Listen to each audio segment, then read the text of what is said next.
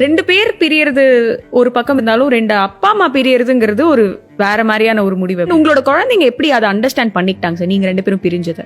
இல்லை, அது வந்து கொஞ்சம் அண்டர்ஸ்டாண்ட் பண்ணிக்கிறது கஷ்டம். எனக்கு அவங்கள பார்க்கும்போது எனக்கு பயங்கர கஷ்டமாக இருக்கும். ஐயோ என்னடா, உதாரணத்துக்கு நாங்கள் 2 பேரும் ஏதோ ஒரு மாடியில் உட்காந்து பேசிகிட்டு இருப்போம். ஒரு வளைவு படிக்கட்டு எங்கள் வீட்டில், அந்த படிக்கட்டில் 3 பேர் ஏன் சொந்து அங்கே நிற்பாங்க. சும்மா ஜஸ்ட் அப்படியே பார்ப்பாங்க பயத்தில். எங்கள் 2 பேருக்குமே ரொம்ப கஷ்டமாக இருக்கும்.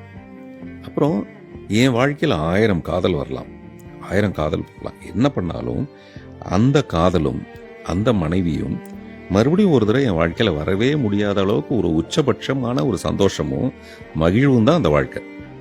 அது வந்து உணர்வோடு ஒட்டி போன விஷயம்.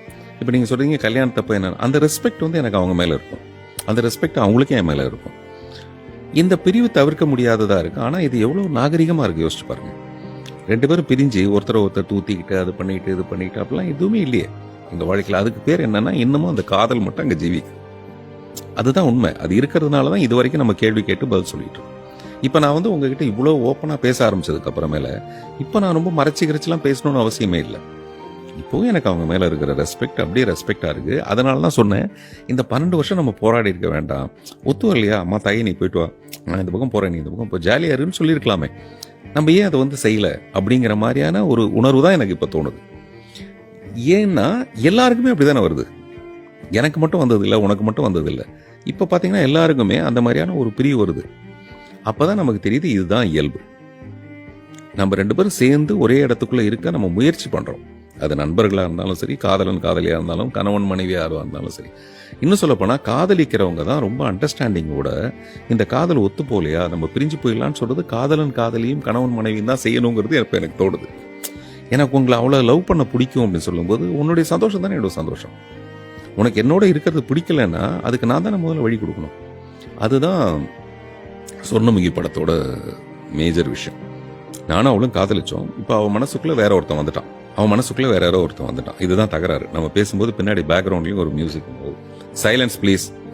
நம்ம ஒருத்தனை ஒரு பொண்ணு வந்து அவளும் நானும் உயிருக்கு உயிராக காதலிச்சோம். இப்போ அந்த பொண்ணுக்கு மனசு மாறி போச்சு. வேற ஒருத்தர் மேலே அவளுக்கு ஒரு ஆசை வந்துருச்சு. இப்போ நான் என்ன பண்ணணும், அவன் மனசுக்குள்ளே நான் இல்லாமல் சுத்தமாக வழிச்சு எடுத்துகிட்டு ஓடி போயிடணும். அப்போ தான் அவள் சந்தோஷமாக இருக்க முடியும். அந்த தாட் எனக்கு இப்போவும் இருக்குது. அந்த தாட் எனக்கு அப்பவும் இருந்தது. அப்போ ஒரு காதல் இருந்தது, அதில் ஒரு பிரச்சனை இருந்தது. இப்போவும் ஒரு காதல் இருக்குது, அந்த காதலையும் ஒரு பிரச்சனை இருக்கு. ரியல் லைஃப்ல சொல்றீங்களா, படத்துல சொல்றீங்களா சார்? Real life. ஆமா. ஓகே. காதல் இல்லாத வாழ்க்கை வந்து பொய்யுங்க. அது ரொம்ப பொய்யான ஒரு விஷயம். நீங்கள் இப்போ கேட்டிங்களா எப்படி நீங்கள் ஹெல்த்தியாக இருப்பீங்க அப்படின்னு சொன்னால், காதல்னுக்குறது இல்லாமல்னா செத்து போகிறதுக்கு சமம்.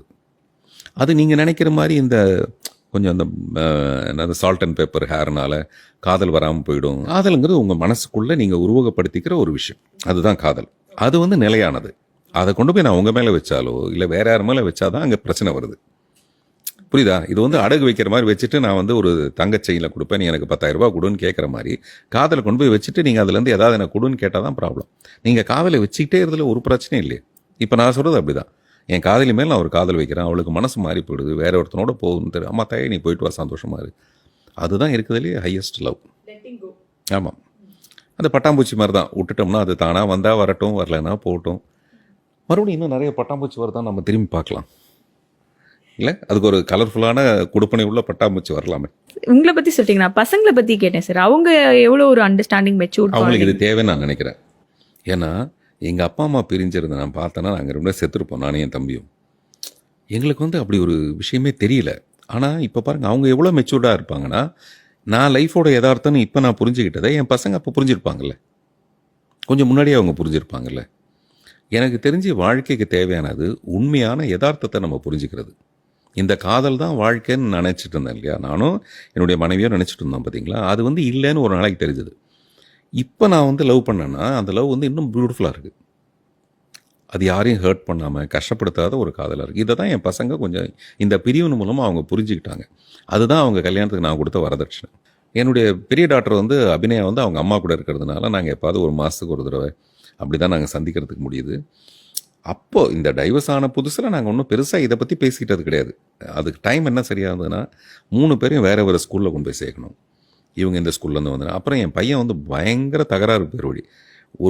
ஒரு வருஷத்தில் ஒரு 3 தடவை நான் அவருக்கு ஸ்கூலில் மாற்றுறதுக்கான பிரச்சனை வரும். அப்புறம் அவங்க டீச்சரை கரெக்ட் பண்ணினா போய் அவங்கக்கிட்ட பேசி சொல்லி அதுக்கப்புறம் அந்த வருஷம் பூரா நம்ம ஓட்ட வேண்டியதாக இருக்கும். சீதா மேம் கிட்ட ஏதாவது பேசியிருக்கீங்களா சார் உங்களோட அந்த பிரிவுக்கு அப்புறம்? நாங்கள் பேசினது கிடையாது. இப்போ இந்த கிட்டத்தட்ட 2004 20 வருஷமா பேசினது கிடையாது.